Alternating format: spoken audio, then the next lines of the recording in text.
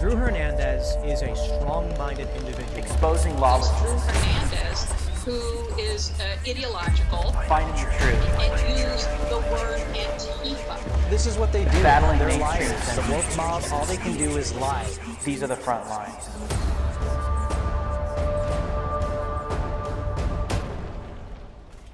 What's going on, thought criminals? Welcome to Frontlines. I am your host, Drew Hernandez.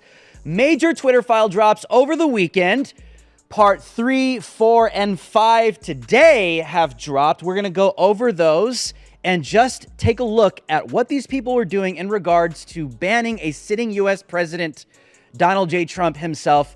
But these people were claiming nothing was going on and we're for free speech, and it's not as bad as you actually think it really is. It's actually everything we thought it was and worse. And also, the great Laura Loomer is going to be joining me to talk about all things Twitter and Yoel Roth, this groomer pedo guy that's just all for having children, involved with adult dating apps. And I mean, the guys, it's obvious, right? It's obvious why Twitter wasn't intentionally going after child porn and actually going after Trump instead. The priorities reveal themselves. Just want to say thank you guys for watching on Real America's Voice. If you want to see our full episodes, you could find them on the Real America's Voice website, and also subscribe to our Rumble channel using the QR code right now. Do it right now and continue watching, guys. Thank you guys so much. My name is Drew Hernandez, and you are now on the front lines. All right, over the weekend, a lot of people were actually criticizing Elon Musk, wondering, why did you choose to drop such a massive story over the weekend? I don't know why. I don't know why, if it was intentional. Not sure if he did it on purpose. Not sure if he kind of understood that the news cycle would die out by the time we got to Monday. But here on Frontlines, we are still going to stay with this because it is imperative that the American people, that the world know what these people were doing when these totalitarian psychopaths, right? This technocracy that we're dealing with right now in this timeline in human history, that deplatformed, censored, and silenced a sitting U.S. president like that. There was a process that took place, so we're going to go along with the tweets and also with the story as it was unveiled. Here's the first one. As soon as they banned President Trump, Twitter began to form plans to regulate future administrations, per journalist Matt Taibbi. If it is clear, here's one of the things that was posted behind the scenes at Twitter. If it is clear that another account is being used for the purposes of evading a ban, it is also subject to suspension. For government accounts such as at POTUS and at White House, we will not suspend those accounts, but will take action to limit their use. However, these accounts will be transitioned over to the new administration in due course and will not be suspended by Twitter unless absolutely necessary if it causes harm in the real world. So these people, right, they believe that they could dictate and regulate world governments, including the United States of America, world leaders, censor their voices, censor what they're saying, and even preemptively begin to dictate how the future is going to go if that administration behaves or not. They claim it's real world violence. That's a bunch of BS. We know that at this point, right? Real world violence. We're scared of people actually getting hurt because of someone's rhetoric on Twitter. That's what they told us. That's what they've been saying. That's the lie that they fed us for years. We know that was a lie. Lie detector says, Maury, that was a lie. Everybody knows it. Everybody sees it. Everybody understands and knew that this was taking place. These people believe that they actually rule the world and our minds by our speech.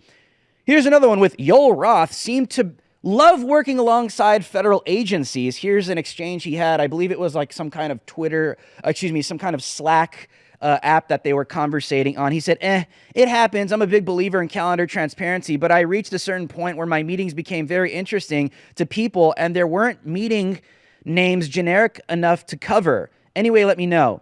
An anonymous person responded. It said, very boring business meeting that I definitely not about Trump. And then Yoel responded, said, pretty much, definitely not a meeting with the FBI, I swear. And somebody responded, it said LMAO. These people were boasting about colluding with Big Brother and colluding with the FBI in regards to deplatforming, monitoring, and censoring a sitting United States president. Again, the receipts prove everything we thought to be true is absolutely true. And not only that, President Trump was assigned his own shadow counsel, okay, to moderate his account by the minute.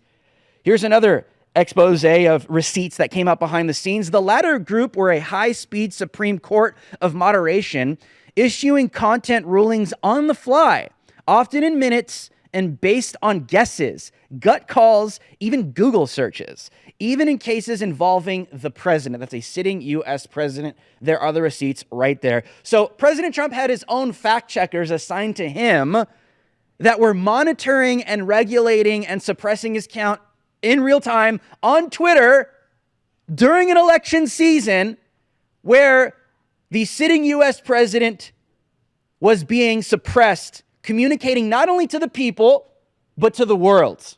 This is who this technocracy is. I think a lot of the times we look at this and we say, oh, well, of course, we know that. But I mean, this is the first time in human history we've dealt with such a powerful entity that could silence a sitting U.S. president literally in a second, in a moment, if they want to. These people are a threat to the republic. They are a threat to humanity and free speech at large. Also, the FBI was giving intel briefs to Twitter as well.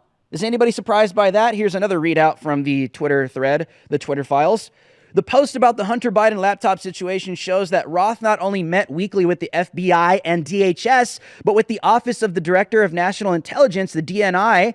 Yoel has checked in. Here's what they said. What's new for you since our last check-in? Hacked materials exploded. We blocked the New York Post story, then we unblocked it, but said the opposite, then said we unblocked it. And now we're in a messy situation where our policy is in shambles.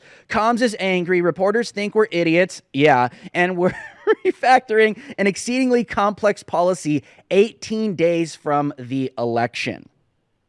So as the feds were leaking intel, doing briefs, briefing Twitter specialists behind the scenes, again confirmed that Big Brother colluding with big tech that influenced policy on Twitter in regards to a sitting United States president. Okay, you want to talk about deep state? That's what it is, ladies and gentlemen. That's exactly what it looks like. Unelected people in power that are literally regulating a sitting United States president and his speech. The deep state is not a myth. It is not a conspiracy theory. That is exactly what it looks like in real time. And not only that, Twitter was engaging in what I believe to be cyber warfare against a United States sitting president. They deployed bots on Trump. They literally deployed bots to regulate his account. They deployed bots to take a look at his account and to monitor his account. Breitbart was included in this as well. But this is actually, in my opinion, an act of cyber warfare against a sitting United States president. China does this. The CCP does this on Twitter. And this was actually, let's get that back up. It was actually a video that bots were deployed.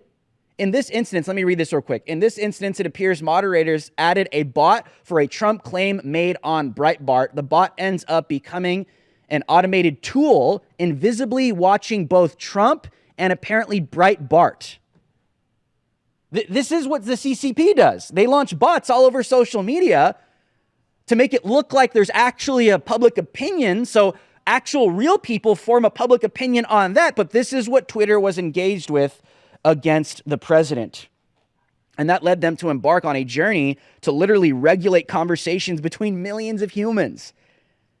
This is all necessary background to J6. Before the riots, the company was engaged in an inherently insane, impossible project trying to create an ever-expanding, rational, huge, massively rational set of rules to regulate every conceivable speech situation that might arise between humans. So basically, they were believing that they were God. They were believing that they were gods, rulers of the universe, and they could regulate conversations between millions of human beings. Of course they believe that. These people are anti-Christ. Anti-Christ doesn't mean that you're simply opposed to Christ. Anti-Christ means a pseudo-Christ. You place yourself in the position of Christ, in the position of God. That is what these people have done, and they continue to do to this day. They want to regulate your speech because they want to regulate your minds. It's insane. I just want to get straight into this because my next guest have been watching for a long time. She's like OG. I mean, you see all these people running around, exposing politicians and confronting people. I think some people may have forgotten. I mean, that one of the OGs that have always been doing that is Laura Loomer, dude. Like it even had its own name. You got Loomered, all right? So I just want to welcome Laura Loomer to the front lines. Thank you for joining me. It's an honor to have you on my show.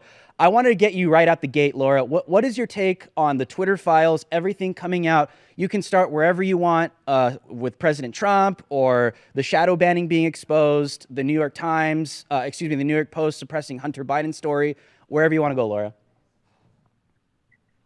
Well, thanks so much for having me on. I guess I should start off by saying I told you so, right? I mean, I've really been the canary in the coal mine for all of this big tech social media censorship and big tech election interference. I've been banned for about 5 years now on all social media sites, and just got my Twitter account back 2 days ago. And so I've been screaming from the rooftops about this for years on end. And it's nice to finally be vindicated. And that's exactly what these Twitter files do.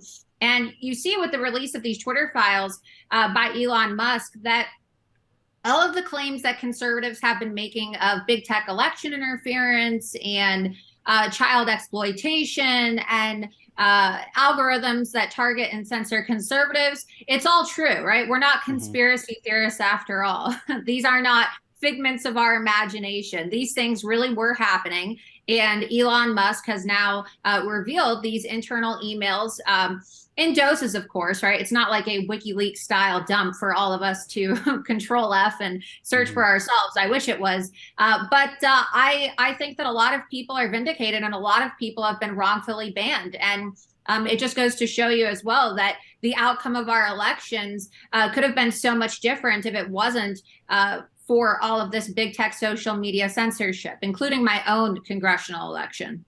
Absolutely, Laura. I mean, today, Part 5 dropped, and we're seeing that these people were wanting to go after Donald J. Trump Jr. They were literally celebrating the moment a sitting U.S. president. Do we have that, guys? Can we get that up? They were literally celebrating the moment a U.S. president had his First Amendment speech suppressed.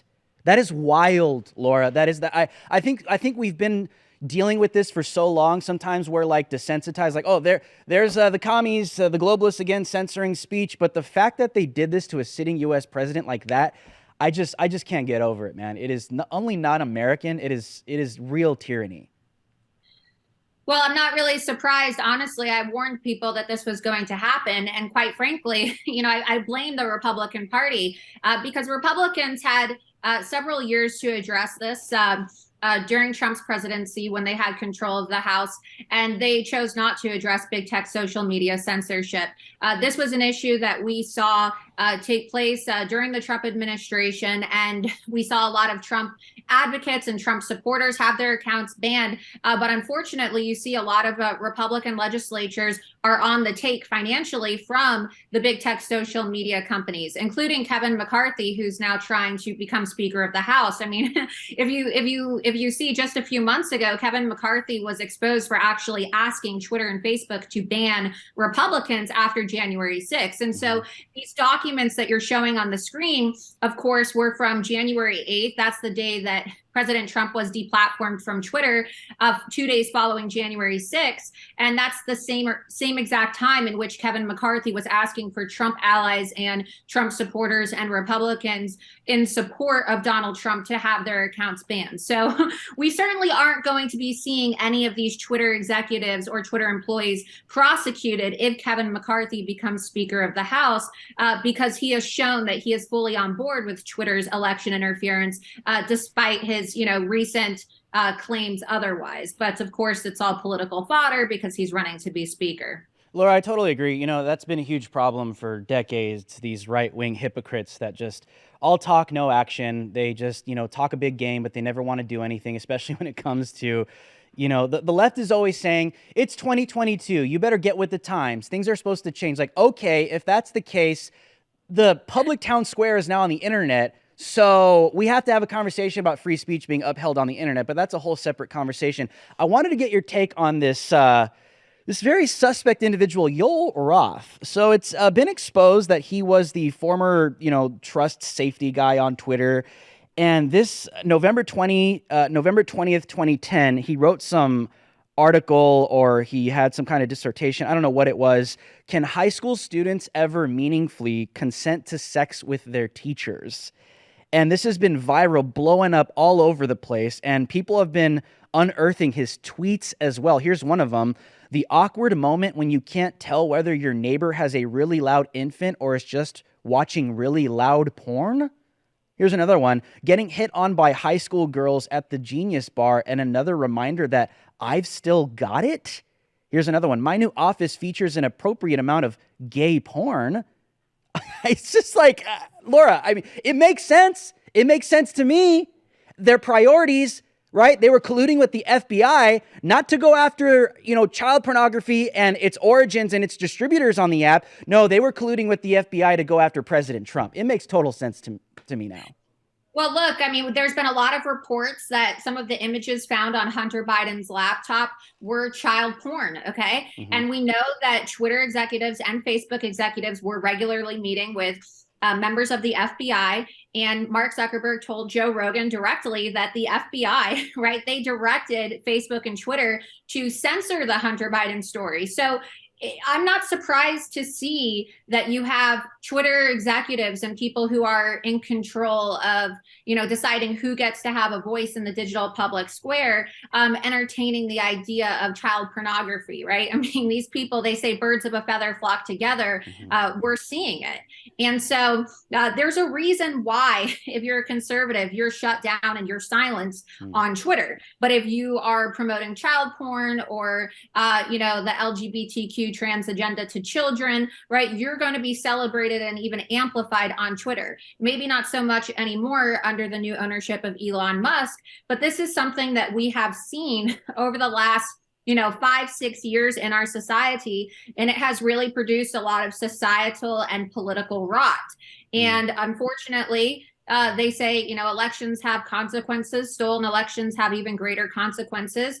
And now, it used to be called, right, a conspiracy theory to say that term, stolen election. But now the evidence is indisputable. Elon Musk himself has come out and said that he believes, right, that if the Hunter Biden information had not been suppressed, the outcome of the 2020 election could have been different. And who knows if, the outcome of some of the 2022 midterm elections that recently took place could have been different as well. Had, candidates like myself who had been deplatformed. I didn't have access to my campaign account, the only deplatformed candidate in the nation, and my race was decided by less than 6,000 votes. So I really do believe that, not having access to social media cost me my election. So, so it's a problem. And hopefully we see people actually face prosecution for their crimes. We don't need any more ridiculous investigations in Congress. We don't need any more members of Congress to write any strongly worded tweets or strongly worded letters. Okay. Perjury is a crime. And we now have evidence provided by Elon Musk that shows that